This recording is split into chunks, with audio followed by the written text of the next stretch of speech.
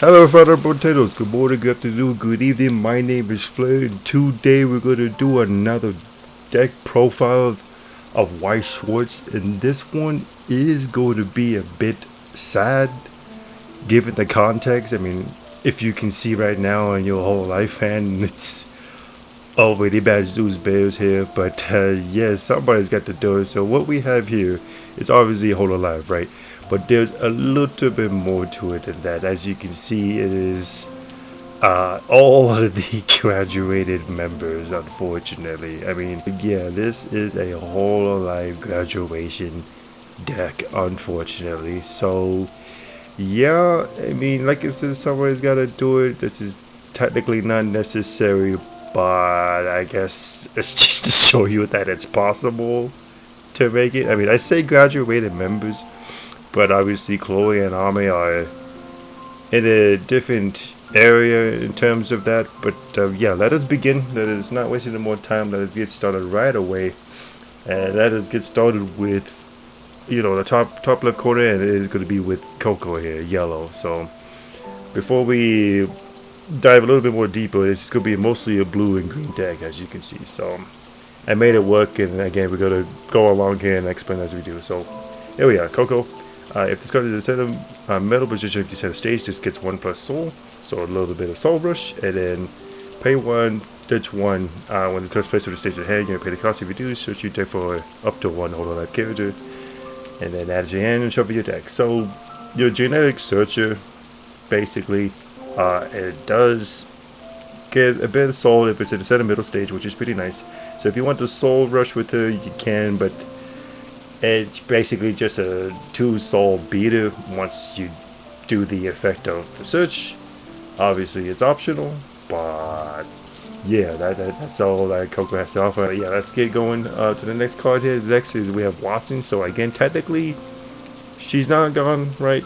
She's affiliated. She can come back whatever they need her for, like big projects and stuff, as we saw with Kiara and such. Again, if you're a whole life fan, you'll know. But yeah, let's read her. She only has one effect. It's fairly interesting, but here we go. It's an auto. When this card's placed, when this card is put into your waiting room from the stage, you reveal the top 3 cards of your deck. If you reveal 1 or more cards, you choose up to 1 card with its trigger icon on those cards. The soul trigger icon. Put it in your hand. Put the rest of the waiting room. And choose 1 card in your hand and put it in the waiting room. So she kind of helps a little bit with like if you have too many climaxes, for example, because we do run a gold bar, so you don't want too many climaxes in your hand, obviously, because you want to cancel as much as possible while also push for damage as much as possible. Basically play Weiss, but she definitely helps, hand filtering out some things. But you do gotta hit a card with the soul trigger icon, so it's a hit or miss upon that, and she has to basically die, or you can play over her to do the ability.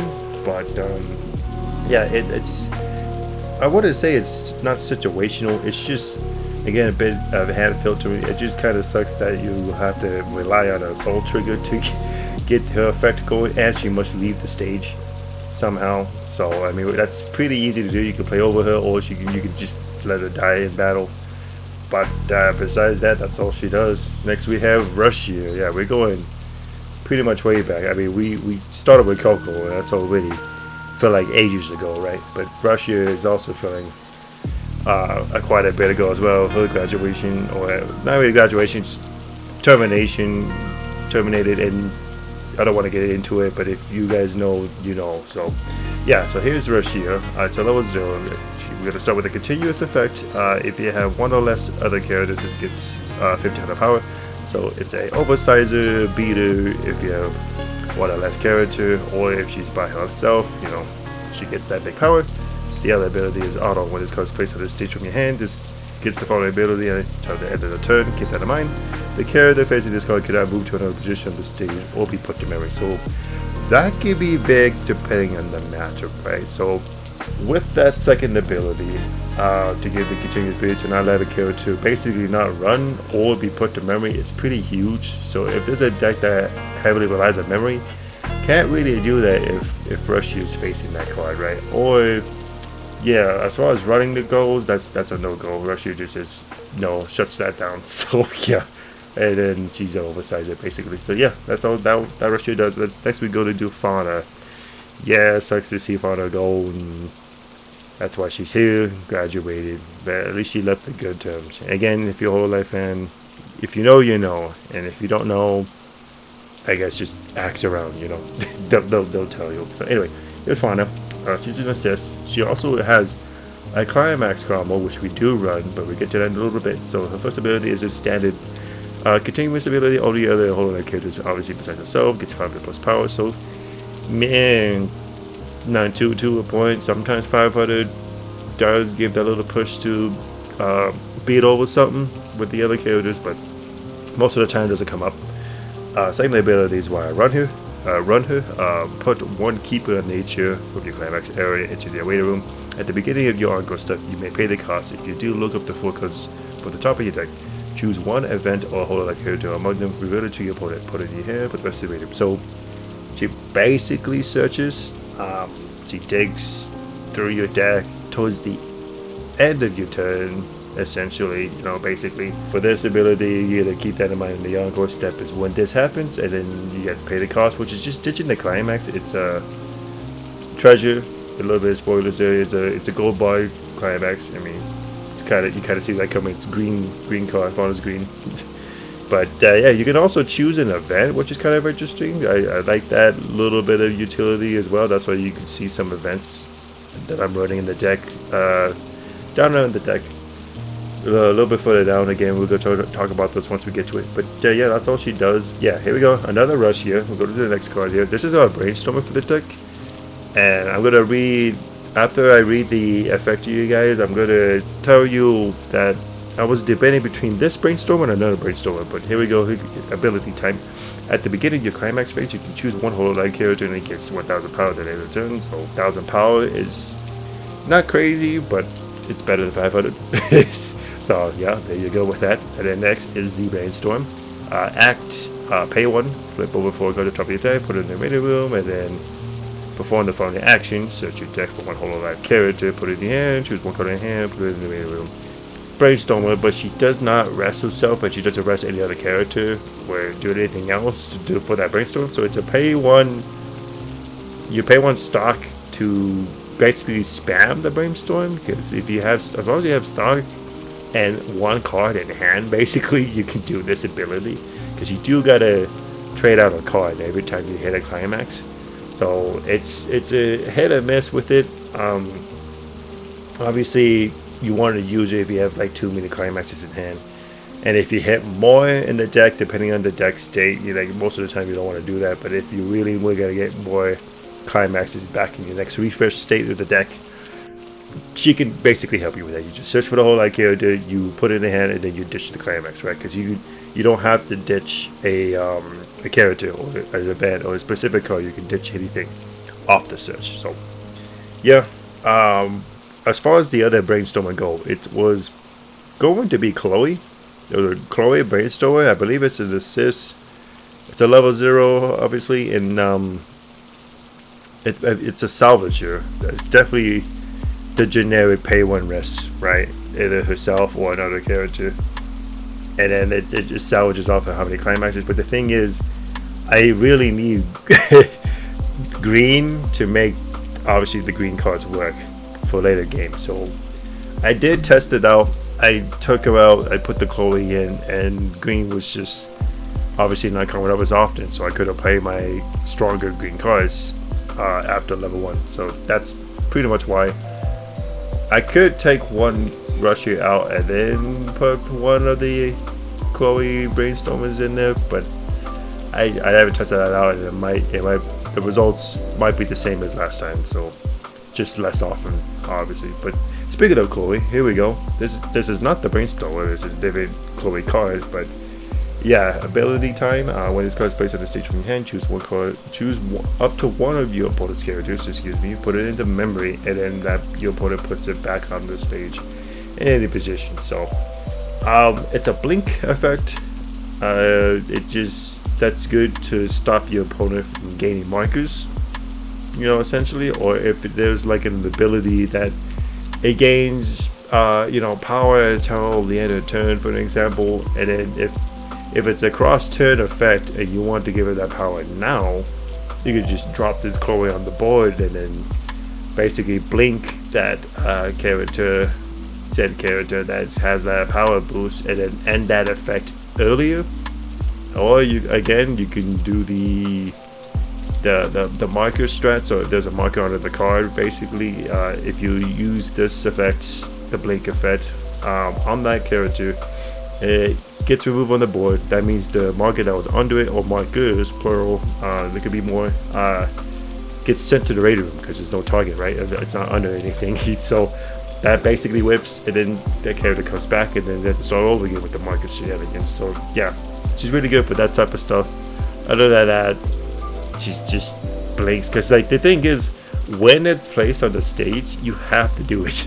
You have to do that effect. So sometimes you could help your opponent out. So if your opponent has room on the stage and it's a character that doesn't want to be reversed in the center of the stage or something, because they choose where it goes to come back, you basically helping them essentially, because it says any position of the stage, so they can even put it in the back row, which is stupid, but hey, you gotta work what you got, right? So the second ability is pay one, discard a card. Sorry. When this card is placed on the stage from your hand, you may pay the cost. If you do, choose one character you may remove to your hand. So this is basically another hand filter ability. So it's almost a climax swapper, not really. And then grab a character back, but it does help you get rid of those gold bars that's in your hand. You do gotta pay a stock to do this, and it's also on card placement, on board placement. So two abilities proc at the same time. Obviously, you can choose which one you do, but the second ability is optional. The first one is not, so you gotta keep that in mind. So Chloe's kind of situational, but at least I have a card of her in here, so she's not forgotten, basically, right? Hololive graduation deck, basically. So here we go, Xion. Again, it's sad to see them all go, and yeah, that's why they're here in this deck, and it sucks. Anyway, this is basically a runner. She's an oversizer runner, so her demerit is all of your opponent's characters gain Hawker, two stock instead of the usual 3. That's technically not a downside if you really think about it. So it's basically a runner oversizer, but yeah, at the beginning, this is the second ability, by the way. At the beginning, your opponent's attack rate, she may move this to the open middle position of your center stage. So she can't really move anywhere. She only moves to a specific spot. But sometimes that does come up, and all of a sudden they have to deal with, especially in the beginning of the game, they're gonna deal with essentially maybe a 4K, depending on what's going on your stage. You can give it the 500 boost or even 1,000 boost with the other Russia and such. They have to deal with like 4,000 or 45 or even a 5K set level 0, mind you, right? But stage runner, which is kind of insane. But yeah, run 2 of her cat girl mode, which is very cute, by the way. And yeah, I think it's a very, very strong card. So next we have one copy of this Aqua. This Aqua is pretty interesting. If the first effect goes off, it's pretty dang powerful, but you gotta have, something in a clock, which is insane. But if it does come up, you could stand a character, which is crazy for a level 0, right? But anyway, this is what it does. So first ability, during your main phase, when this card is placed on the stage over here, look at the top card of your deck, put it on top, put it on the top, put it on the bottom of your deck, and if your clock has 1 or less character, choose 1 Hololive character and stand it. Isn't that crazy? So like, that was kind of my decision as well with the whole Chloe brainstorming. So if Chloe did her ability first, if I would have kept that brainstorming and rested herself, pay 1 stock, obviously, do the brainstorming. If I miss or if I wanted to do my deck more, I can play this Aqua. Obviously, I gotta have the conditions met, right? I gotta have at least 1 card in clock. But if the conditions are met with that, you could just stand the Chloe again, and you could just brainstorm again, which is kind of crazy, right?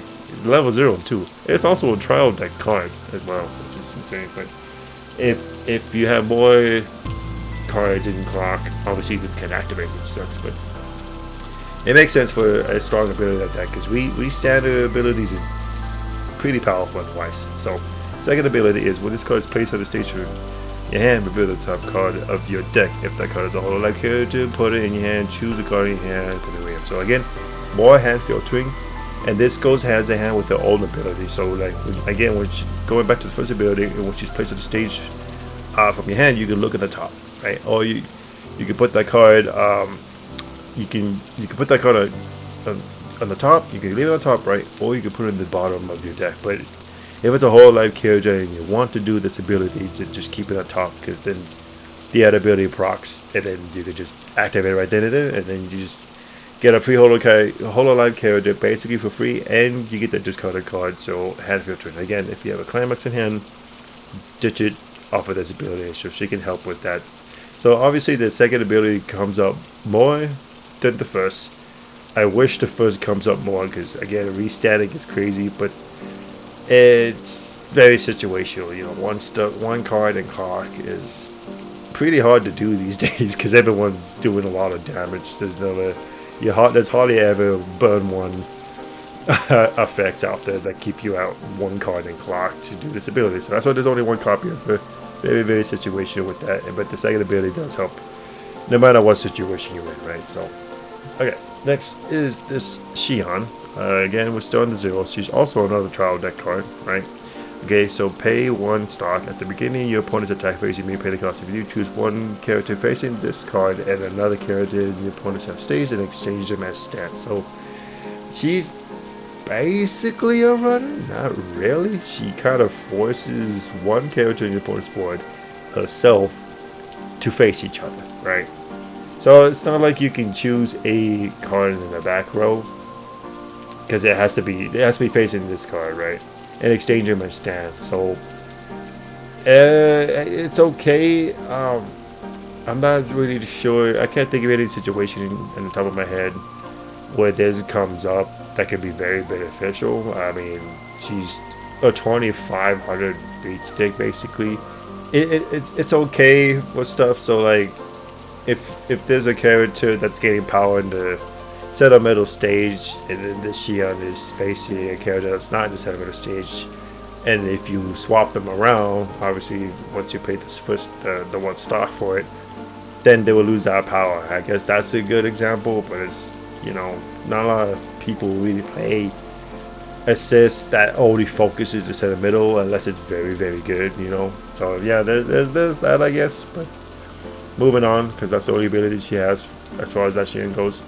Here's Aqua. I'm sure you're familiar with this card, but if you're not, I'll explain the effect right now.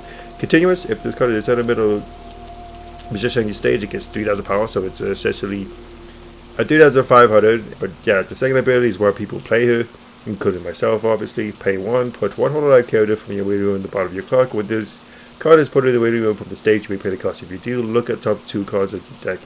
Choose up to 2 Hololive characters among them, reveal them to your opponent, put them in your hand, but the rest of the waiting room. So you basically +2, right, off of her just because she essentially died or gave replaced or whatever. When she leaves the stage, this happens. You do gotta clock yourself basically, but people use that ability, you know, for good. Like it's you basically, if you play more than one color of your deck and you need the other color, like for example, if I needed a green for a stronger level, level 1 or higher, stronger green cards, right? For example, I could just put a green card for my waiting one in the clock off of her death effect, and then all of a sudden, you know, I can play green the next turn, right? Or the turn up, because you can play over her to do this ability as well, as long as you have 1 stock, right? So it's technically not a bad thing. You are taking damage, yeah, that's the bad thing, but you do get control over your clock, right? Or you could force yourself to level up if you really wanted to. So it's not bad really, and you get 2 free cards on top of that. 22 of her. I don't want to fully commit on that because sometimes damaging yourself too much obviously helps your opponent a lot. But it is what it is. Okay, so next is Yozo ML. Yes, I did not forget about Yozo ML, obviously. She's basically a generic backup. She's also from the trial deck. 500 power, level 1, you gotta pay a stock. But we use it obviously for the for the backup effect. I mean, you can obviously pay one stock to put a 500 beat stick on board if you're really desperate. But she also has a soul trigger, which helps with other abilities as well. So yeah, here we go. So when you use this card's backup, reveal the top card of your deck. If that card is a hololive character, you put it in your hand, choose one card in your hand, and put it away. So I get more hand filtering, which is very nice, right? Yeah, and then there's generic backup level 1, 2000, which, you know, it's alright. Good for the middle. Pay 1, discard, do the backup obviously, and there you go. So yeah, that's all that mail does. I was considering to add more mail cards, but then again, you're going back to the color situation where be less of whatever the main 2 colors I need to run to make this deck work, and then more of yellow, which I do not need. But the thing is, she's a backup, and you don't need color to play backups. You need color to play counter events, right? But not character backups. So yeah, that's why I run her. She's pretty good with the hand filtering. Again, if I hit a whole lot of character. Besides that, the 2000 is alright. It's that sweet spot in the middle for power. So anyway, here's Fauna. We're on to the level 1s now. As you can see, I forgot to mention that we're on Yozo ML, but you can read. Okay, so auto. She only has 1 ability. Here we go, Fauna. Time. Put 1 card in your hand in the waiting room. When this card is placed on the stage from your hand, you may pay the cost of your review. Choose 1 level 0 or lower character in your waiting room. Put it on a position stage. So she's a summoner. She doesn't do the generic summoner stuff though, because the summoners that I know, well, the level 1s, like you pay 1 stock and then you revive a character at level 0, right? Or it might even be a cost 0. It's something like that, a cost 0 or a level 0, and they're on the stage. But then after that turn is over, they get put to memory, right? But in her case, it's a bit different. Obviously, you don't pay stock, which is nice. You just ditch a card, and then you have to choose a level 0 or lower. So maybe the other effects I'm thinking about is a cost 0 or lower, so maybe that's why it's a little bit more powerful in that sense, and that's why they put cards in the memory. But again, it depends on the set, because memory compression is a thing, and then memory shenanigans is also a thing. Again, it depends on the set. But yeah, for this particular case, a level 0 is nice, so we can revive the Shion, for example, or then do some swapping around shenanigans, right? So yeah, we can definitely do that with her, and then like maybe we can get a Shion, the other Shion, the rudder, right? Or we can like push for damage and grab this Coco and put it in the center of the stage so she can get that extras.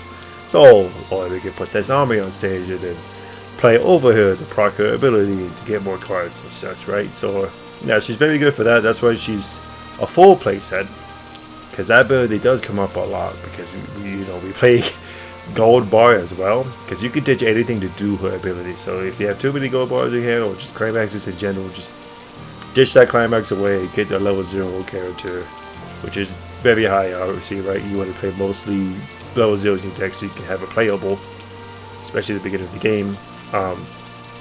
And then do this and that with her ability. So yeah, she's very nice for that. She only has 1 ability, but besides the ability, she's just a 45 level 1 beat stick, which is fine. It's good enough. So here we go. It's his second climax combo of the deck. So it is Mume. Again, it's sad to see her go as well. I'm sad to see all of them go, obviously. But yeah, I'm sure a lot of people are familiar with this level 1 combo, but in case you don't, here we are. I'm going to read it to you. So when this card attacks, if you have another hololive character that gets 1500 power, turn that turn. So good old 6k level 1 beat stick, basically. And then here we go. The second ability is why people run here. When this card attacks, if on the Twilight Hill is in your climax area and all your characters are hololive, which is the whole deck, look at the top card of your deck, choose up to 1 event or a hololive character among the ability to your opponent, put it in your hand, put the rest of the waiting room, then choose 1 hololive character in your waiting room, return it to your hand, choose 1 card in your hand, put it in your waiting room. So do you guys see the theme of this deck, I was trying to make it very hand swappy, or not hand swappy, like more hand filtering. There you go, hand filtering abilities. You know, constantly swapping cards from the waiting room, top deck, everywhere, right? a lot of hand fixing. That's why I was trying to set around the theme of the deck, basically, or besides the graduation theme. But yeah, as far as effects goes, that's what I was going for, and I'm glad it basically worked out for the most part, because all these cards have that in common for this deck. So yeah, that's the Climax combo. It is off of a gate, or pans, as some other people call it. So yeah, it's very good. So you choose it a bit, or whole like character that's on the top of your deck. So you gotta hope for that. Filter to your opponent, put it in your hand, right, and then rest of the waiting room. So you can even if it's something that you want to get rid of, you can just put it in the waiting room. And then the second part of the ability, choose one whole like character in your waiting room, return it to your hand, and then choose one card in your hand, put it in the waiting room. So the thing is about this ability, like, I don't think you can do it all the way. Like, if you have an event, if the cup card of your deck is an event, for example, and you had the other card that's in your hand is the climax, you want to get rid of the climax, you grab the event, you put it in your hand, you ditch the climax. Well, actually, you can't even do the second ability, because like this, as soon as that happens, the second ability happens, which is you got to choose a Hololive character and put it in from the waiting room and return to your hand. But if you don't have no character in your waiting room, then I guess that whiffs. Like, it's a bit of a ruling there. I'm not sure how that works. I don't think you could do it then, right? Choose one card in your hand, put it in the waiting room. Yeah, so I don't know how that works. I don't think that has come up yet, because 90% of the time I do have a Hololive character in my waiting room. But there is chances, and there is those games, those turns or whatever, that like you just don't have anything in the waiting room that you can just collect and put the hand to finish this combo. So I don't know how that works, but it hasn't come up for the sim. So I would imagine the sim would do it for you if it happens, but it hasn't happened to me yet. So yeah, here we go, another level 1 bootmate. This one's not off of a Climax combo, it's just a different ability, but it's all about memory stuff. So here we go, auto. When it's got specific stage of the hand, all players perform the following action. If your memory has 5 or more cards, choose 4 cards in your memory, put all those cards in your memory except those cards that you hit. So basically, it takes away 1 card in memory. It forces both players to take 1 card from memory and put it in the waiting room. So again, if it's a very if going up against a deck that heavily reliant on the memory, let's just say No Game No Life, for example, the event build with the Kings events or whatever, and to get effects going for that deck that runs off of those events, right? But Bootmate just says no to one of them. But the thing is about Bootmate, you have to do it too, which kind of sucks. It just, again, depends on the matchup, what's going on. And then your opponent chooses as well. So they essentially have the freedom to choose a card to put back in the waiting room that they can basically put back in the memory, but it requires more work for them. I would like it if the player who played this card, may have the ability to also choose your opponent's cards, what stays in memory and what goes in waiting room, right? A little bit more control for that, but oh well, it is what it is. Obviously, that doesn't come up too often, because having 5 things in memory is a lot. Sometimes some decks just run the whole Weiss game with just 2 cards in memory and call it good. So yeah, her ability, that first ability doesn't really come up a lot, and then the other ability is just a power boost. When your other character attacks, this gets 2k till the end of turn, so she can stick around if you do the attack order right. Is pretty good. It's all right, but nothing happens if she reverses stuff or whatever, so just a beat stick at that point.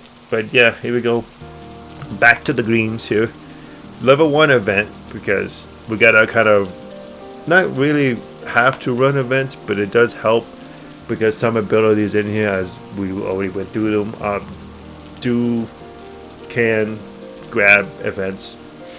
But what this one does, it's your generic cigarette effect. If you don't know, I'll explain it to you right now. But if you guys do know, great. Then you can basically skip this. But anyway, what that means is you put 2 cards on top of your deck into your waiting room, right? Choose up to 1 level X or lower Hololive character in your waiting room. Return to your hand. X is equal to the total level of cards put to the waiting room by this effect. So essentially, if you hit 2 level 3s, put them in the waiting room after this ability, you basically have the whole waiting room at your disposal, right? You do the whole thing you can select from, because that means if you hit 2 level 3s, that equals a level 6. You can grab a level 6 or lower card. Obviously, if you hit 2 zeros, you can only grab 0. If you hit 2 1s, that equals level 2. You can grab any character that's level 2 or lower, etc., etc. So yeah. And why it's called the cigarette effect is because the very first card, I believe it's in the Fate set, it was a red card, and it was the very first of its kind that did this ability. That's why, and the event card was called cigarette. So that's why that's called the cigarette effect. So yeah, a little bit of lore there. But here we go. Another event card. This one's a little bit more expensive to play, and you gotta be level 2 as well. So if you have 2 or more Hololive characters, look up to 10 cards. Okay, let me repeat that. If you have 2 or more Hololive characters, look at up to 10 cards at the top of your deck. Choose up to 1 Hololive character among them. Put it on your stage, any position of your stage, and then shuffle your deck. So when I first read this ability, I thought it was kind of broken. But if you think about it, I mean, the chances of hitting a Hololive character is like 90% of the time. I mean, if you flipped over 10 cards, and if it's just a bunch of climaxes and events, which can happen, but the chances of that are small, thankfully, then this whiffs, which would be insane, because you gotta pay 3 stock to even get this effect going, right? And you also gotta have green in card or level and be level 2, obviously, but 3 stock is a bit much. But yeah, and you can summon anything basically for free. But like, so the goal for this card is you're level 2, right? You're green, but you want to play a level 3 blue, right? If it's in those 10 cards, mind you, you don't have to do 10 cards, but 10, obviously you have a better chance of getting a Hololive character. If you do 10 cards and you have like a level 3 blue that you want on the board, you can essentially, you're essentially paying 1 more stock just to basically early play it. Mind you though, it doesn't count for being played from hand, so any any ability that's from hand to stage stuff won't activate because it's not being played from the hand, right? It's being played from the deck, which is kind of crazy to say out loud. But yeah, it's basically some of the pretty costly though, so 3 stock, and you got to be level 2. You have a green. We already discussed that, so that's why there's only 2. I was going to bump this down to 1 and then keep the other event, but sometimes you just need to get a big old level 3 beat stick. Yeah. Speaking of more green cards, we're on to level 3s, and this is our first one for the level 3 lineup. It is a Russia, as you can see, and she has the unique ability, just like her level 1 card, where she can be played regardless of color, which is very nice, right? So you can basically splash her in 80 Hololive deck, this card specifically, and her level 1 basically too, if you wanted. Yeah, it's very nice for stuff like that. Her second ability is what it calls is put to the waiting room for your stage. Okay, you may return this card to your hand. If you do, choose up to 1 Hololive character in your waiting room and put it into your stock. So she's basically a bouncer. So she bounces back to your hand, basically for the cost of 1 stock, right? Because you gotta choose a Hololive character in your waiting room and put it into your stock, but she costs 2 stock to play because she's a level 3, right? That's okay. She never really technically dies. I mean, this ability is optional because it says you may return this card, but like when you do it, you just basically paying her for 1 stock. at the end of the day, which is alright. But like she gets beat kind of easy because only 8,000 for a level 3 is very crazy, super weak. Like it gets beat by normal level 3s, so. But she technically can never die as long as you keep doing this ability. You have a whole life character into stock.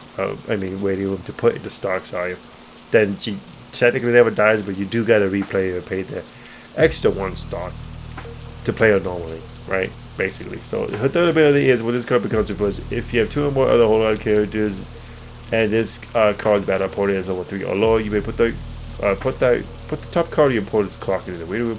If you do, put the character in the clock. So she's a clock kicker, so basically you pretty much sum up what she has to do, right? You play her on board, she gets defeated, or when she gets reversed, you clock kick the character that reversed her.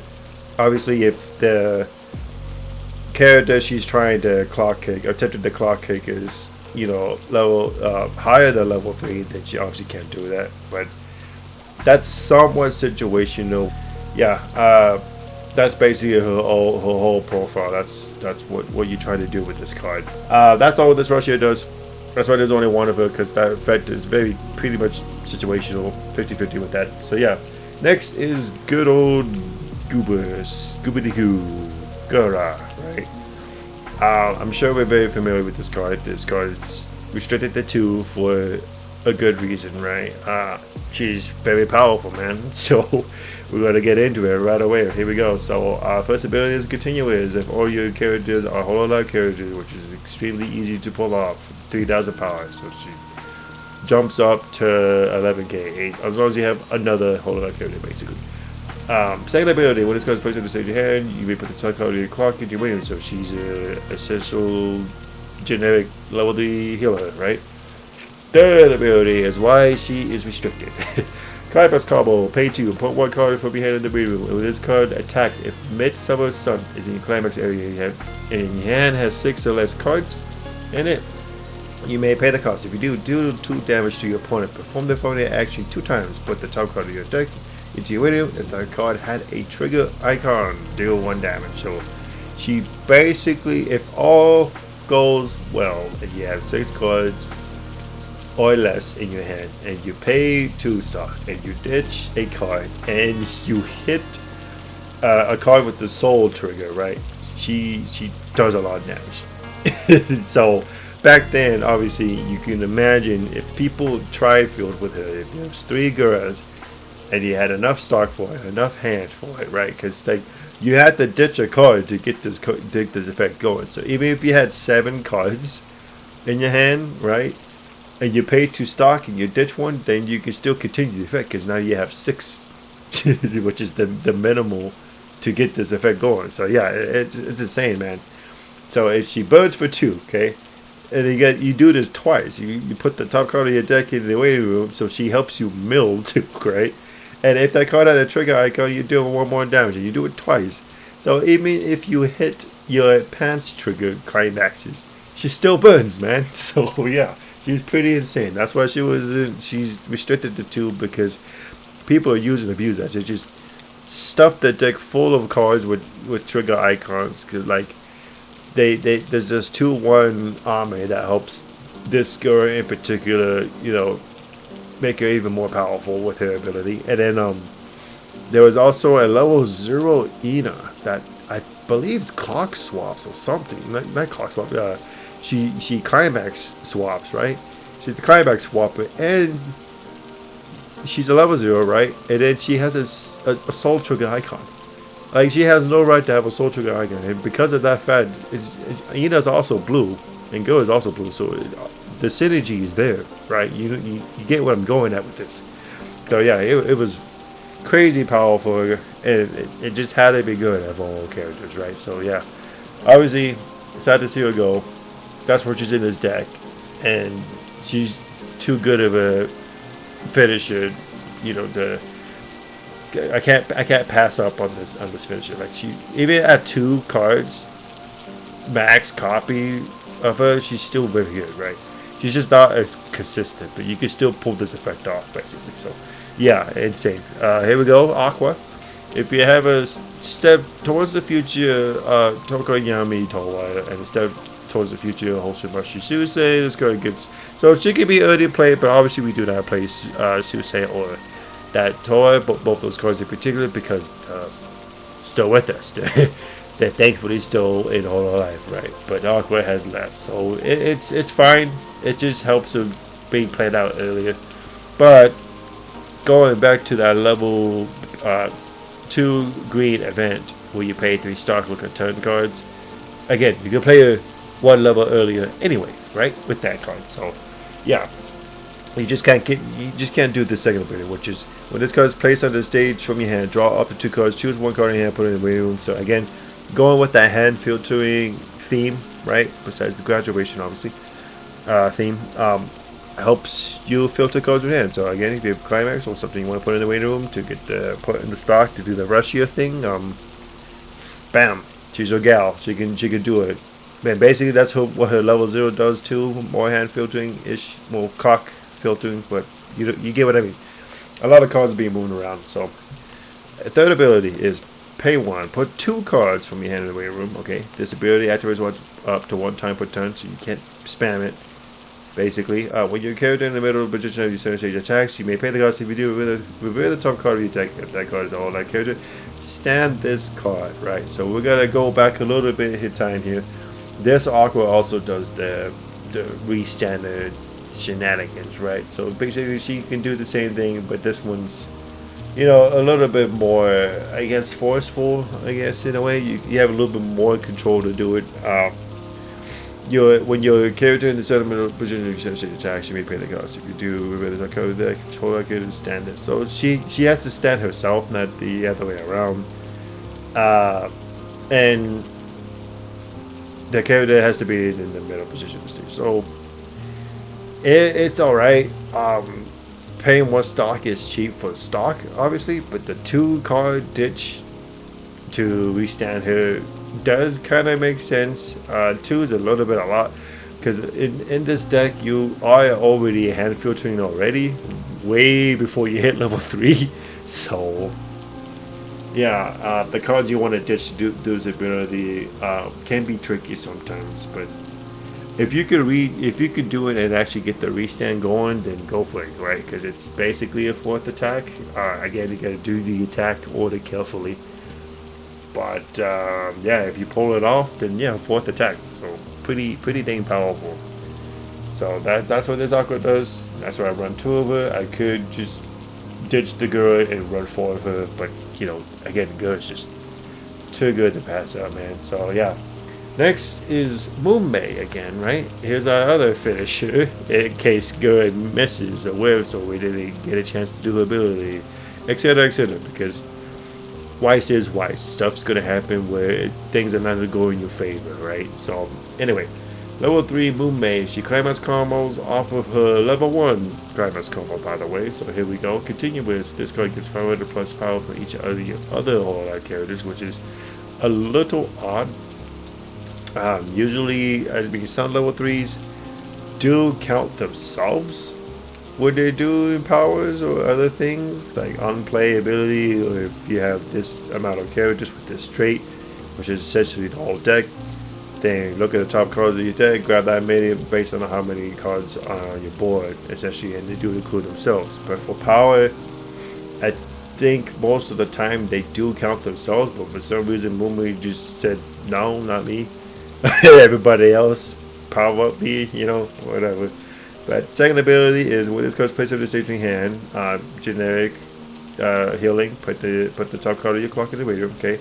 And then the third ability is what people play, obviously, right? Claim its combo time. So you got to pay 3, okay? Pay 3 stock, discard 2 cards, and put Twilight Hill.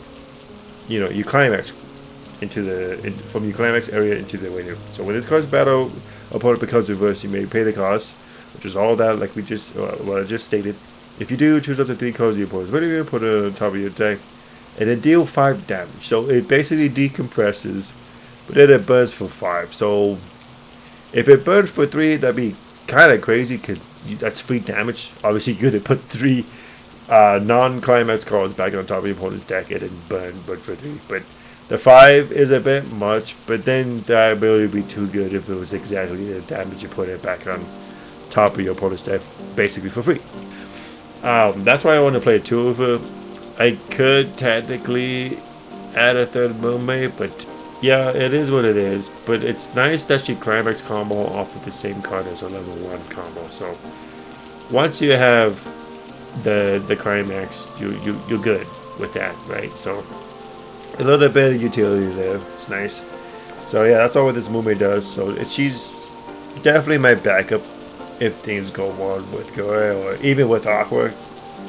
I mean, I know she's not a climax combo basically, but her effect restands a card, which is also powerful. But if all that fails, Moonlight's next in line to finish up the game. So yeah, next we have the one Sana card. Again, obviously I'm sad to see Sana go. I am with all of them, like I said before. And she's a blue level 3, and she's your generic, very simple level 3, right? Continuous, this card gets 500 plus power for each of the whole character's game. Doesn't count herself for some odd reason. But it goes pretty to say here you can put the top card of the clock in the so she heals also, which is nice. It was either this or her level 0 card, which is just a copy effect of other level 0s. I'm sure you know. They're all PRs as well. It's just a giant beater that heals. That's all it is. But I had to add Sana in here because she's unfortunately not with Hololive. She graduated. So yeah, only one of her. If I really want a beat stick and I really want to heal, then she's there. Yeah, that's all she does, and that's why I only have one of her because obviously the other level 3s do other stuff that's way better than just getting power, beat over things, call it a day. So whatever. Keeper of Nature. So we're into the climax now. As you can see, this is our treasure. This is our climax combo. The level 0 fauna way back here, right? The assist. You ditch the climax to look out for it. Choose one event, a whole character, right? Among them, charge your opponent, putting here, potentially himself. Yeah, that's what this is. The gold bar, the climax combo off of her. And then next is the pants gate, whatever you want to call it. The Midsummer Sun climax combo girl with the level 3 here. And then here's the Moonmay climax gate trigger. So yeah, that's the deck, guys. That's the deck, guys. I hope you guys all enjoyed. This is the graduation Hololive deck, and I see you guys in the next one. Alright, bye.